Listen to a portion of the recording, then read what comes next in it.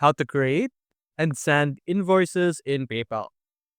So first things first, go to your home page and you will see an option over here which says create an invoice.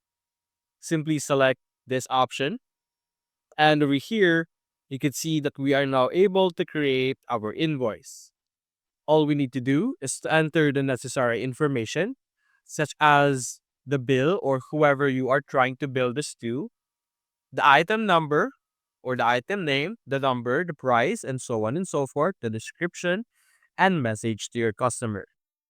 After that, simply click on send, and this invoice will be sent to the person that you have put under the bill to option or section over here.